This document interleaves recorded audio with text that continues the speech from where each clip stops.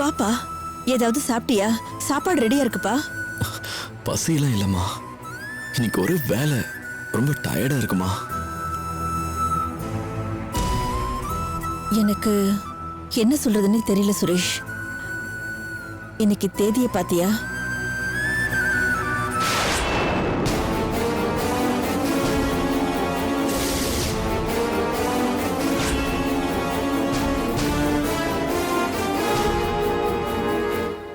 காலையில நீ கிளம்புறப்பவே நான் தவிச்சுக்கிட்டு இருந்தனே, அதுக்கு இதுதான்ப்பா காரணம். அப்பவே இத உன்கிட்ட சொல்லி வெளியில போக வேண்டான்னு தடுக்கலான்னு தான் தோணுச்சு. ஆனா எப்பவுமே 1ஆம் தேதி கையில் ஆக்சிடென்ட் ஆன இடத்துக்கு போறேன்னு சொல்லிட்டு கிளம்புறவன் இன்னைக்கு அதிசயமா ரேணுகா கிட்ட போன்ல பேசிட்டு அவளை பார்க்க கிளம்புனேன். இத போய் எதுக்கு தடுக்கணும்னு தான் நான் பேசாம இருந்துட்டேன். என்னால நம்பவே முடியலையம்மா. எனக்கு என்னமோ ஆயிடுச்சுன்னு நினைக்கிறேன். நல்லது தானேப்பா. ஆனா கையல், மை காட், எனக்கு அந்த நினைப்பே வரலமா இன்னைக்கு. அததான் நல்லதுன்னு சொன்னேன்.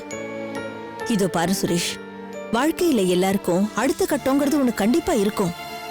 வேலைக்கு போறவங்க முதல் மாசம் வாங்கின சம்பளத்தையா ரிட்டையர்மெண்ட் வரைக்கும் வாங்குறாங்க. வளர்ச்சியும் மாற்றமும் வாழ்க்கையில ரொம்ப முக்கியம்பா. ஆனா ஆனா இது துரோகம் இல்லையாமா? இல்லப்பா, உயிரோடு இருக்கிறவங்களுக்கு செய்யறதுதான் துரோகம். இல்லாத ஒருத்திய நினைச்சுக்கிட்டு உன் வாழ்க்கைய நீயே ஏன் இருட்டுக்குள்ள வச்சு பூட்டிக்கணும்? என்ன கேட்டா முத இப்பத்தான் நீ சரியா நடந்துக்க ஆரம்பிச்சிருக்கேன்னு சொல்லுவேன். ரேணுகா உன் மனசுல இருக்கா சுரேஷ், அது நல்லா தெரியுது. அவ நினைப்பு உனக்கு உற்சாகத்தை கொடுக்குதுன்னா அதையே நான் தடுக்கணும்? ஒவ்வொரு 1ஆம் தேதியும் நீ என்ன ஆவியோ, எங்க போய் என்ன கலாட்டா பண்ணிட்டு வந்து நிப்பியோன்னு நான் பயந்துகிட்டே இருப்பேன்டா. இன்னைக்கு 1ஆம் தேதிங்கிறதையும் மறந்து நீ வேலை பார்த்துட்டு வந்து நிக்கிறேனா, இதை விட எனக்கு வேற என்ன சந்தோஷம் இருக்க முடியும் சொல்லு? வழக்கமா 1ஆம் தேதி ஆச்சுன்னா நீ படுற கஷ்டத்தை உன்னை விட அதிகமா தெரிஞ்சுவண்ணா. ஆண்டவன் புண்ணியத்துல இன்னைக்கு அப்படி ஒரு சந்தர்ப்பம் வராதுன்னு என் உள் மனசு சொல்லுதுப்பா. போப்பா, போய் கை காலை கழுவிட்டு வா, நான் சாப்பாடு எடுத்து வைக்கிறேன்.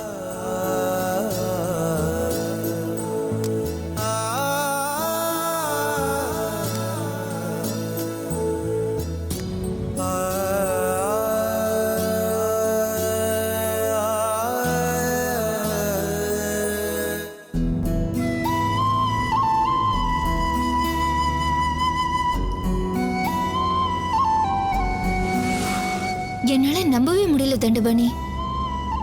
மாசம் முழுக்க நம்ம எம்டி நல்லாதான் இருக்காரு. ஆனா கரெக்டா 1ஆம் தேதி ஆனா அவருக்கு என்னமோ ஆயிடுது. அவருக்கு தான் இப்படின்னா அவங்க அம்மா ஏன் இப்படி கிடந்து தவிக்கிறாங்கன்னு எனக்கு ஒண்ணுமே புரியல.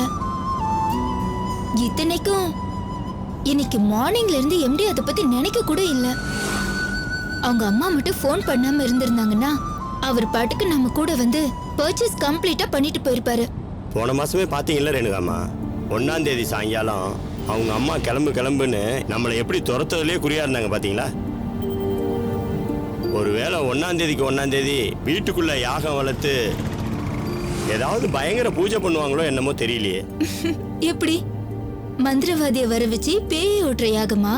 யாருமா கண்டாங்க, இருந்தாலும் இருக்கும். ஆனா தங்கமான மனுஷன் தண்டபாணி.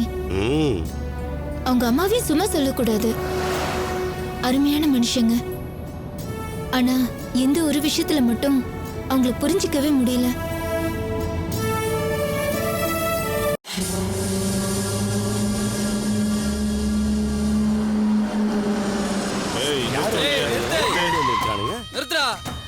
இல்லவா வெளியில வா. வெளியடா, கண்ணாடியா இருக்கு. இல்ல வா, கண்ணாடியா இருக்குடா. ஏய் வெளியில வாடானா. வாடா வெளியில. யாருங்க என்ன சொல்றீங்க? இறங்குடா. யாரு? யாரு? யாரு நீங்க? டேய் போறே. வாடல. ஏய் போடுங்க. ஏய் போறா. ஏய் விடுடா. ஏய் கேளு. ஏய் விடுடா. போடுங்க. ஏய் விடுடா.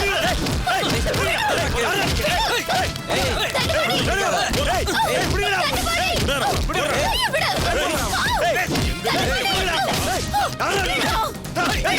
ஏய் யாரு காட்டுறா? நான் என்ன பண்ண பாரு ஏய் ஏய் யாரா இருக்கீங்க? எதுக்கு அடிக்கிறீங்க? எதுக்கு அடிக்கிறீங்க? ஏய் ஏய் ஏய் யாரா?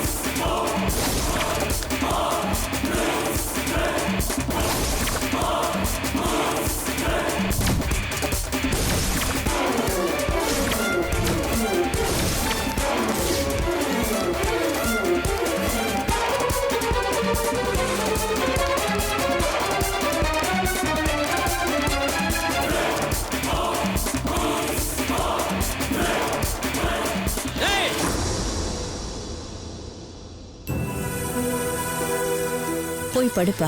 இல்ல வேண்டாமா, வந்து என்ன கட்டி போடுமா?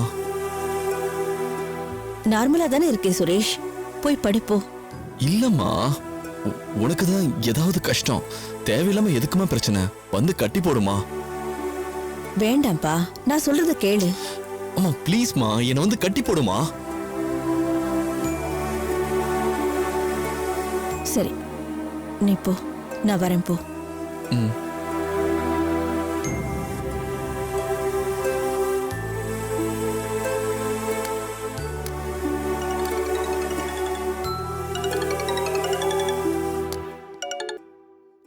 சொல்லுங்க தண்டபாணி, பர்ச்சேஸ்லாம் முடிஞ்சிருச்சா? சார் பெரிய பிரச்சனை ஆயிடுச்சுங்க சார். என்ன சொல்றீங்க? பர்ச்சேஸ் போயிட்டு உங்களை விட்டு திரும்பி வரப்ப யாரோ 2-3 அடியாளுங்க வந்து வண்டியை மறிச்சு என்னையும் அடிச்சு போட்டு ரேணு அம்மாவையும் இழுத்துட்டு போக பார்த்தாங்க சார்.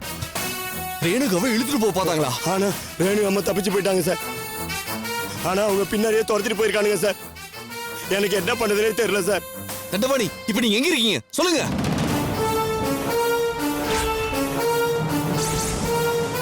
நீங்க போன் வைங்க, நான் உடனே இப்ப வரேன். சீக்கிரம் வாங்க சார்.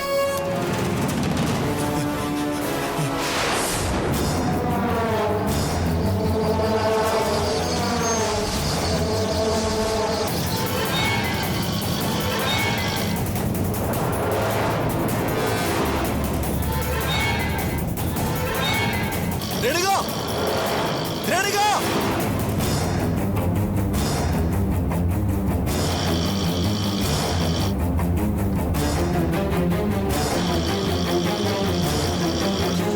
கொஞ்சம் ஸ்பீடா போங்க சார். போயிடலாம் சார்.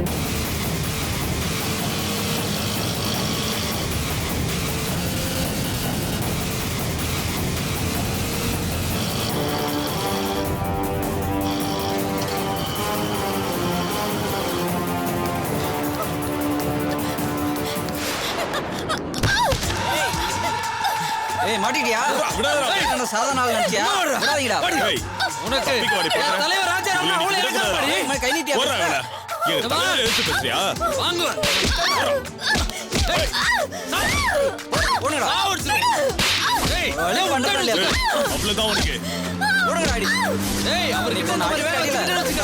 ஆஸ்பத்திரி பண்ணிடுவோம். ஏய் விடுவோம். அவன ஏய், விடாதீங்க.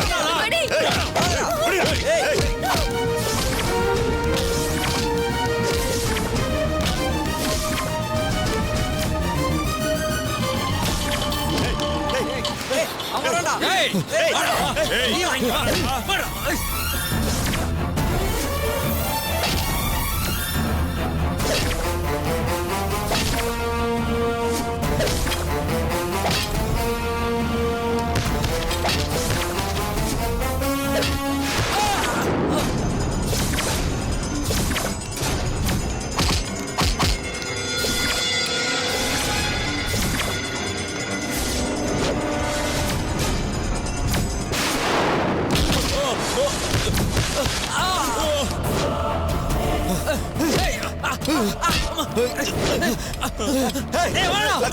ஓடுங்கடா. போடா போங்கடா போ போங்க சார் வாங்க சார். உங்களுக்கு ஒன்றும் ஆகல சார். சார் உங்களுக்கு ஒன்றும் ஆகல சார். வாங்க சார். அவனுக்கு ஓடிட்டானுங்க சார்.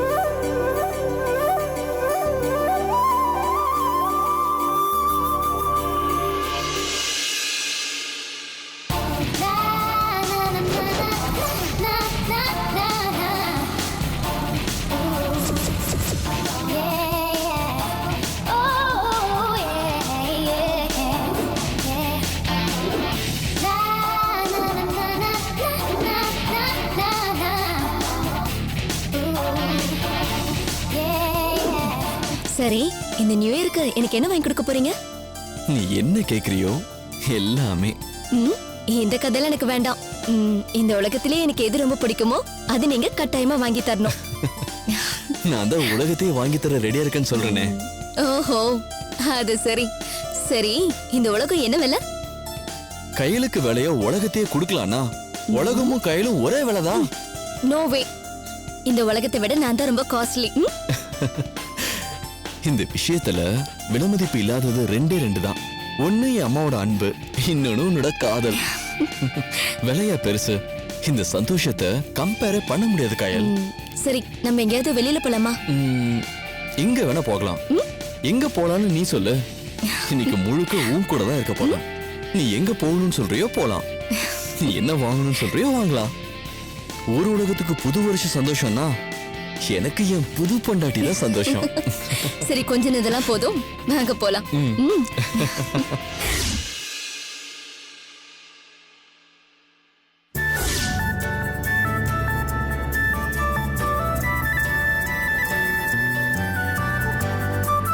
கையல், போதுமா இல்ல இன்னும் ஏதாவது பர்ச்சேஸ் பண்ணுமா? ஐயோ, இது போதும்பா. இன்னும் ரெண்டே வேலை முடிச்சிட்டா ஹாப்பி நியூ இயர் சூப்பரா இருக்கும். அவ்வளவுதானே, சொல்லு, அதையும் பண்ணிரலாம். எதுக்கு மிச்சம் வைக்கணும்? ஓகே, நம்பர் 1, இப்பவே எனக்கு ஐஸ்கிரீம் சாப்பிடணும். இப்பவா? இந்த நைட் டைம்லயா? ஆமா, அப்பதான் அதுல கிக்கே. ஐஸ்கிரீம் ஜில்லுன்னு நைட் டைம்ல சாப்பிடணும். இன்னும் சொல்ல போனா மழை பெய்யறப்ப சாப்பிட்டாதான் செம டேஸ்டா இருக்கும். அது சரி, நெக்ஸ்ட்? ஐஸ்கிரீம் சாப்பிட்டுட்டு பீச் ரோடுக்கு போகணும். அங்க கண்ணுல படுற எல்லாருக்கும் ஹாப்பி நியூ இயர் சொல்லணும். ஹே, அந்த ஐஸ்கிரீம் ஓகேவா? எந்த ஐஸ்கிரீம் கடையா இருந்தா என்ன, வாங்க போலாம். வண்டியை நிறுத்துங்க. நிறுத்துங்கன்னு சொல்றேன்ல. இரு நிப்பாட்டுறேன்.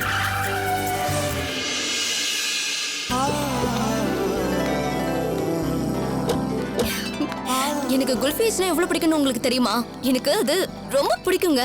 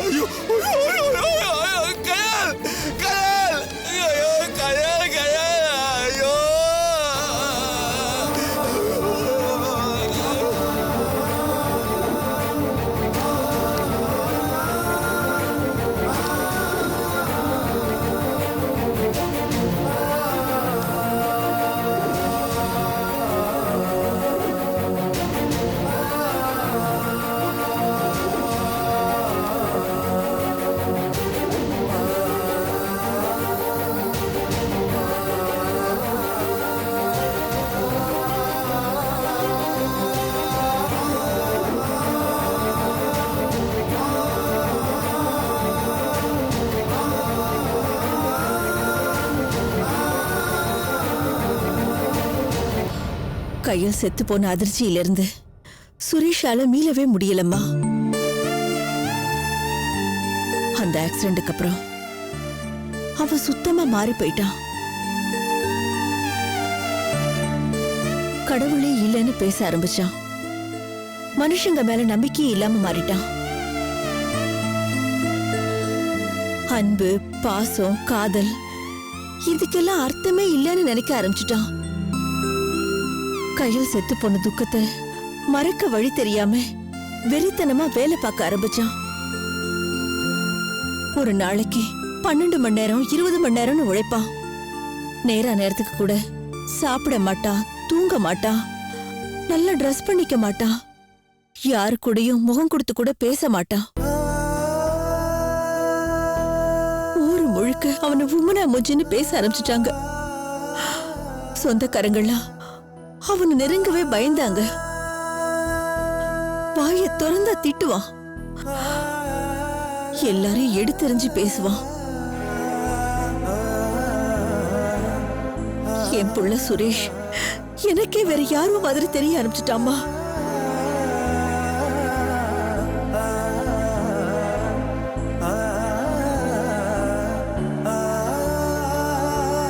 ரொம்ப அதிர்ச்சியா இருக்கு சார்.